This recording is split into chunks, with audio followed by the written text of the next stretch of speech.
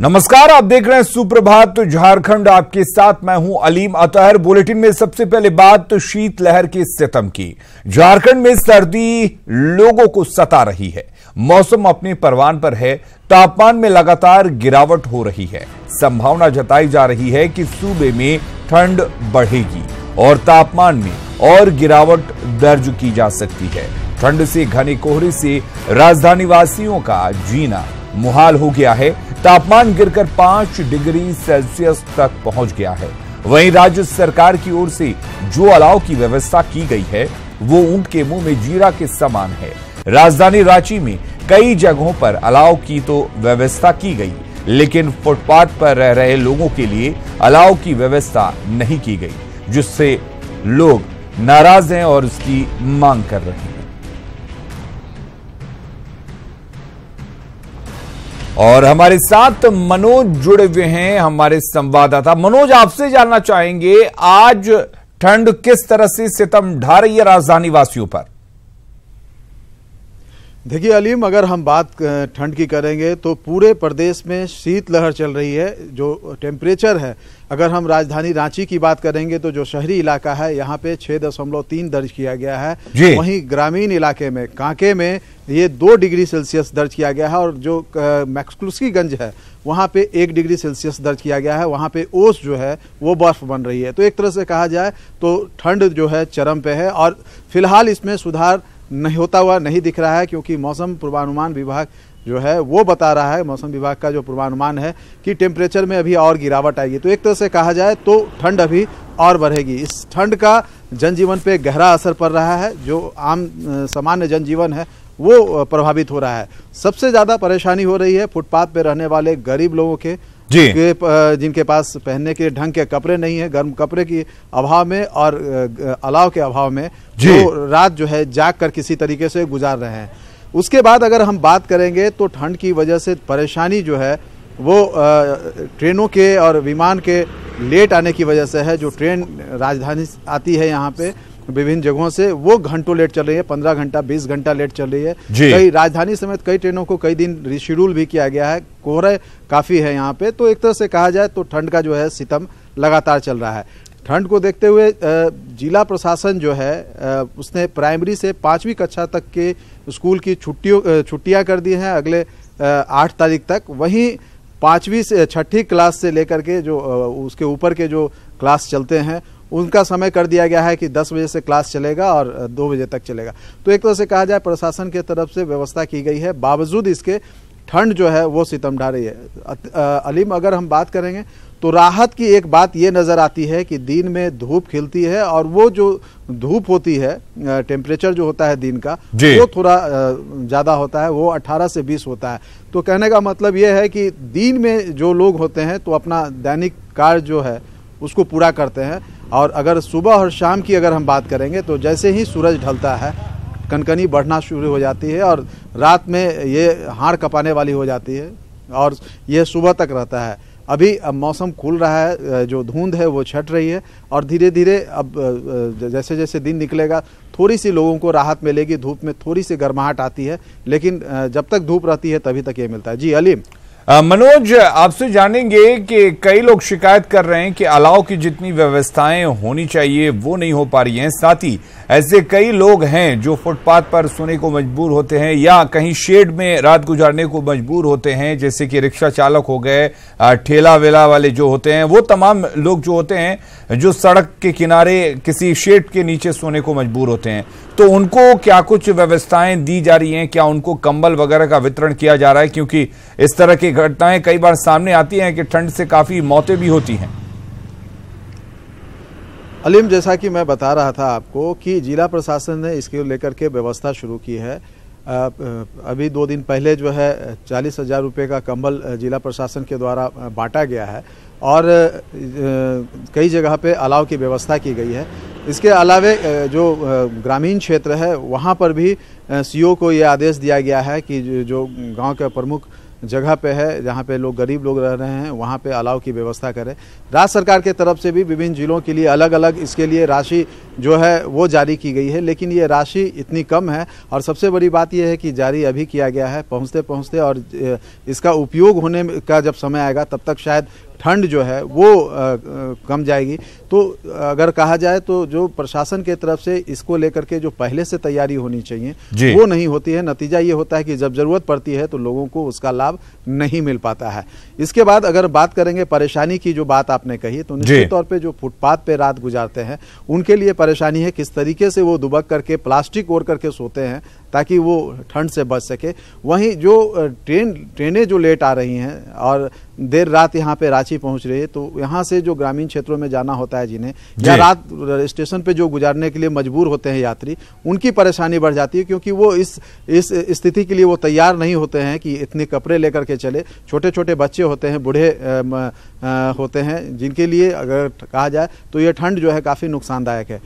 वहीं दूसरी तरफ अगर कहे तो जो स्वास्थ्य विभाग है उनके तरफ से भी लगातार इस बात को लेकर के दिशा निर्देश जारी किया जा रहा है कि इस ठंड से बचने के लिए कुछ उपाय किए जाए, कुछ एहतियात बरते जाए, क्योंकि ये जो ठंड है, जो शीतलहर है, ये अभी जिस तरीके से चल रहा है इससे कई बार कई लोगों की मौत भी हो जाती है।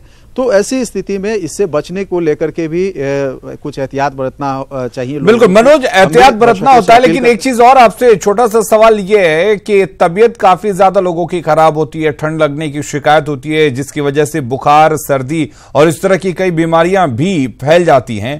तो अस्पतालों को कितना अलर्ट रखा गया है ताकि तत्काल उन लोगों को दवा दी जा सके और उनका इलाज किया जा सके?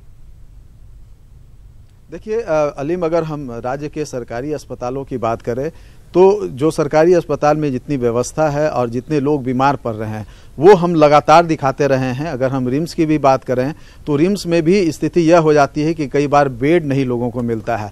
कुछ ऐसे ही हालात जो है ग्रामीण क्षेत्रों के जो पीएचसी है या जो सदर अस्पताल है जिलों के, उनकी भी स्थिति ऐसे ही है कि मुकम्मल व्यवस्था जो है वहाँ पे नहीं होता है। सारे लोगों को जिस तरीके से ट्रीटमेंट होना चाहिए वो नहीं मिल पाता है। सीमित संसाधन में बेहतर चिकित्सा देने की कोशिश होती है, लेकिन संसाधन चूंकि सीमित है तो सारे लोगों को वो लाभ नहीं मिल पाता है।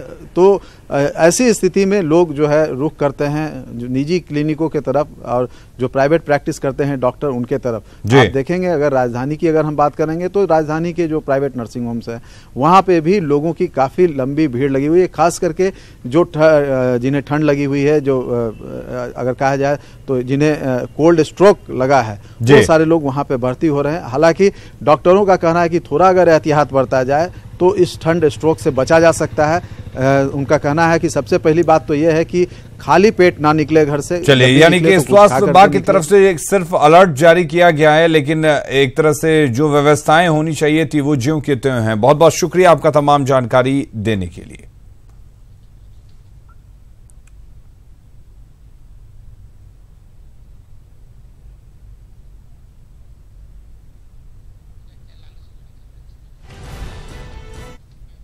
और अब देखते हैं लालू प्रसाद से जुड़ी खबरें।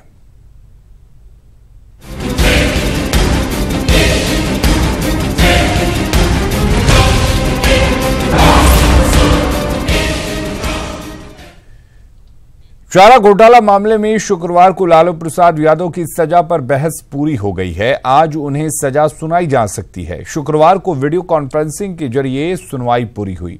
सुनवाई के दौरान लालू प्रसाद ने कोर्ट में अर्जी दाखिल कर सजा कम करने की मांग की है। लालू प्रसाद समेत 10 दोषियों की सजा पर बहस पूरी हो चुकी है और शेष 6 दोषियों की सजा के बिंदुओं पर बहस आज होनी है। इसलिए कोर्ट ने फैसला अगली सुनवाई तक टाल दिया है। लालू प्रसाद की ओर से एक आवेदन दिया गया है जिसमें मेडिकल ग्राउंड और उम्र का हवाला देते हुए कम सजा देने का आग्रह किया गया है। वैसे सभी की नजरें अब भी आज के कोर्ट के फैसले पर टिकी रहेंगी। तो लालू प्रसाद को कितनी सजा होगी इसका फैसला आज हो सकता है। हालांकि सजा पर सुनवाई पूरी हो चुकी है, लेकिन अब देखने वाली बात यह होगी कि कितनी सजा होती है। आपको बता दें कि कल लालू प्रसाद की वीडियो कॉन्फ्रेंसिंग के जरिए पेशी हुई थी और वीडियो कॉन्फ्रेंसिंग के जरिए ही सजा पर सुनवाई की गई। जिस तरह से लगातार कोर्ट में भीड़ हो जाती थी या फिर लालू प्रसाद को लेकर आना प्रशासन के लिए एक चुनौती होता था। उसके मद्देनजर अचानक से ये फैसला लिया गया कि लालू प्रसाद जो पेश होंगे वो वीडियो कॉन्फ्रेंसिंग के जरिए होंगे और इस तरह से लालू प्रसाद पर कल सजा की सुनवाई पूरी हो चुकी है। अब देखने वाली बात ये होगी कि आज क्या लालू प्रसाद सहित जो दूसरे दोषी दिए गए हैं करार, उनकी सजा पर ऐलान होता है या नहीं। Lalu Prasad Yadav, doctor R K. राणा, राजा राम जोशी, फूलचंद सिंह और महेश प्रसाद की ओर से सजा के बिंदु पर सुनवाई की गई। आगे का क्या होगा? क्या दलील थी? आगे की सुनवाई फिर कल पर रखी गई है और जो रेस्ट बचे हुए हैं जिनकी सुनवाई कल होगी। लालू जी भी कुछ बोले?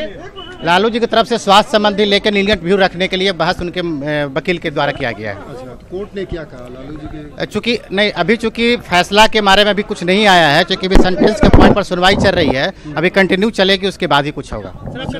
संजय कुमार कल भी रखा गया सेंटेंस के पॉइंट पर सुनवाई के लिए। आगे और लोगों की सुनवाई होने के बाद से अनाउंस किया जाएगा। क्वांटम ऑफ सेंटेंस जो है किनको क्या हुआ वो बाद में सुनाया जाएगा।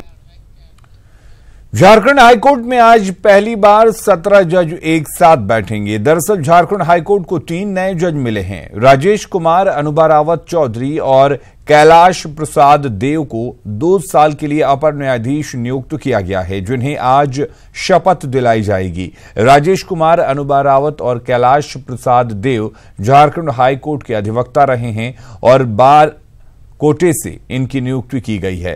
तीनों की नियुक्ति के बाद हाईकोर्ट में जजों की संख्या बढ़कर 17 हो जाएगी। आपको बता दें कि हाईकोर्ट बनने के बाद पहली बार यहां जजों की संख्या 15 से ज्यादा हुई है। झारखंड हाईकोर्ट में जजों के कुल स्वीकृत पद 25 हैं। जजों की संख्या बढ़ने से अधिवक्ताओं में खुशी का माहौल है।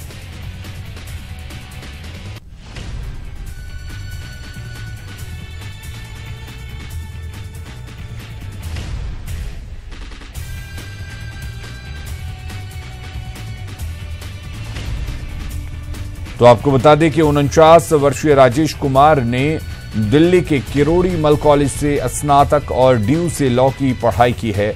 वे 23 वर्षों से प्रैक्टिस कर रहे हैं। पिछले 6 साल से झारखंड हाईकोर्ट में सरकारी वकील हैं। रांची के गुरु नानक स्कूल से पढ़ाई करने वाली 47 वर्षीय अनुभा ने ड्यू से लॉ की डिग्री ली। 20 साल से झारखंड हाईकोर्ट में प्रैक्टिस कर रही हैं। बोकारो से पढ़ाई करने वाले कैलाश प्रसाद देव ने डीयू के रामजस कॉलेज से इतिहास में स्नातक किया और पटना से लॉ की पढ़ाई की। केपी देव 21 साल से प्रैक्टिस कर रहे हैं और अभी सीबीआई लोकायुक्त सीसीएल के अधिवक्ता हैं। सुप्रीम कोर्ट की चीफ जस्टिस दीपक मिश्रा की अध्यक्षता वाली 3 सदस्यीय कॉलेजियम ने 3 अधिवक्ताओं को जज नियुक्त करने की अनुशंसा की थी।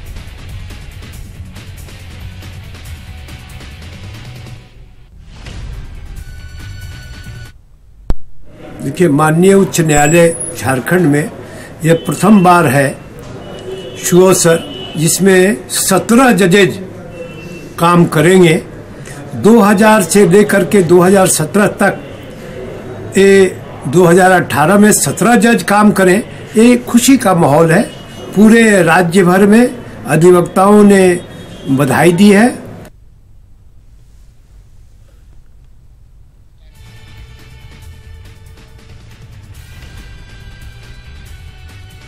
तो आज 3 नए जज शपथ लेंगे। इसके साथ आपको बता दें कि कुल 17 जज यहां पर हो जाएंगे।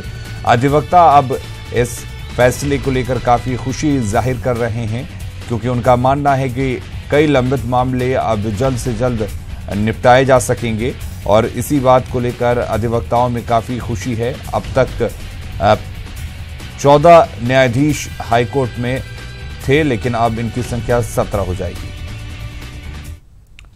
अगली खबर का रुख करेंगे। खाद्य आपूर्ति मंत्री सरयू राय ने खनन विभाग पर एक बड़ा खुलासा किया है। मंत्री ने कहा है कि पश्चिमी सिंहभूम की 18 खनन कंपनियों ने 2700 करोड़ का नहीं बल्कि 6300 करोड़ की हेराफेरी की है, लेकिन जिला खनन पदाधिकारी ने 6300 करोड़ की राशि को घटाकर 2700 करोड़ ही बताया है। इससे सरकारी खजाने को भारी नुकसान हुआ है। मंत्री सरयू राय ने कहा कि वे इस मामले की सीएम से उच्च स्तरीय जांच की मांग करते हैं। वो देखते हैं, एक तो सबसे बड़ी शिकायत हमारे पास आई है कि लॉ हायर्स के मामले में पहले जो डिस्ट्रिक्ट माइनिंग अफसर थे उन्होंने 6300 करोड़ रुपए का डिमांड भेजा था और अभी घटाकर इसको लोगों ने 2700 करोड़ रुपए कर दिया है। और इन लोगों का ये कहना है कि IBM के रेट से हम कर रहे हैं, जो IBM ने रेट निर्धारित किया था। पहली बात कि एक डिस्ट्रिक्ट माइनिंग अफसर को दूसरे डिस्ट्रिक्ट माइनिंग अफसर के निर्णय को रद्द करने का कोई अधिकार नहीं है। अगर इस तरह का था तो ये सरकार में भेजा जाना चाहिए था। और मुझे लगता है कि अनेक तरह की अनियमितताएं आज